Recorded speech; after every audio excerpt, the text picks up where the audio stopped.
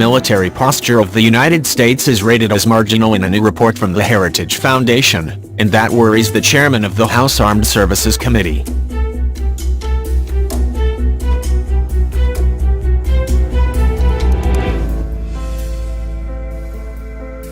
The nation has not been resourcing our military commensurate with what we ask our military to do, Rep. Mac Thornberry, Republican Texas, said at an event Thursday marking release of the report from the leading conservative think tank.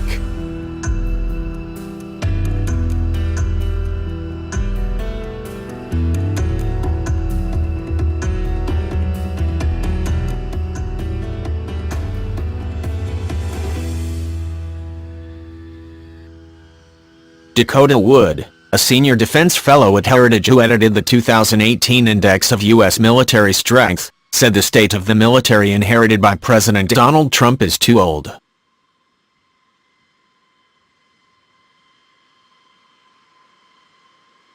The military is old both in terms of the systems that it has, most of which were introduced in the 1970s and 80s, Wood said, and because the readiness that we have seen over the several years has been in dramatic decline, given the sorts of things we want the military to accomplish around the world. The report is the fourth such annual index completed by Heritage's defense and national security scholars to measure the capacity, capability, and readiness of the U.S. military considering potential dangers abroad.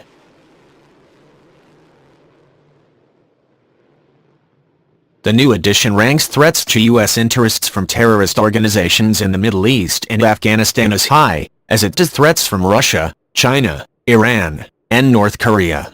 The index rates the U.S. military presence as a whole as marginal while rating the conditions of both the Army and Marines as weak and the Navy and Air Force as marginal. It is absolutely wrong at every level for the country to ask someone to go perform a mission for which they are not fully trained, fully prepared, and fully supported, Thornberry said in his remarks. And yet, we have not been meeting our obligations to them.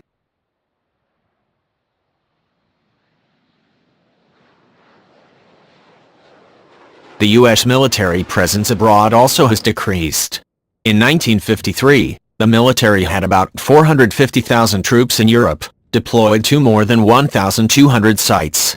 Today, about 62,000 troops are in Europe, what the index calls an 85% decrease in personnel and 75% reduction in basing from the height of the Cold War. The report noted that North Korea has significantly amped up its missile tests, totaling 18 tests in August alone compared to 21 in all of 2016. What we do need to do is send a clear message, not only to North Korea but others in the region, such as China, that we are deadly serious about strengthening ourselves and our allies, and we are going to put military capability there that is necessary to do that, Thornberry said.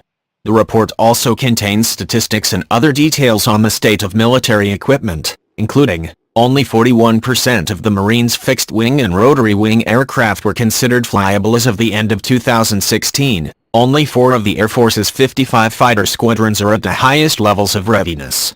Fewer than half are in the top 2 readiness tiers. In June, Air Force Secretary Heather Wilson and Air Force Chief of Staff General David Goldfein said the Air Force is too small for the mission demanded of it, and it is unlikely that the need for air and space power will diminish significantly in the coming decade. While the Navy remains committed to deploying roughly a third of its fleet at all times, capacity shortages caused the fleet to fall below the levels needed. Thornberry said that one of the greatest obstacles to adequately funding the military is the use by Congress of continuing resolutions, temporary measures that fund the government at current levels for a set period of weeks or months.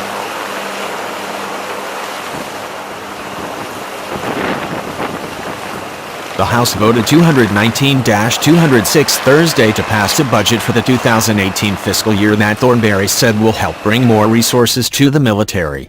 So in the House, you will have a budget, an authorization, and an appropriations bill passed by the end of the day that doesn't fix all our problems, but is significantly more than the president originally asked for and begins to turn these readiness and other problems away, he said.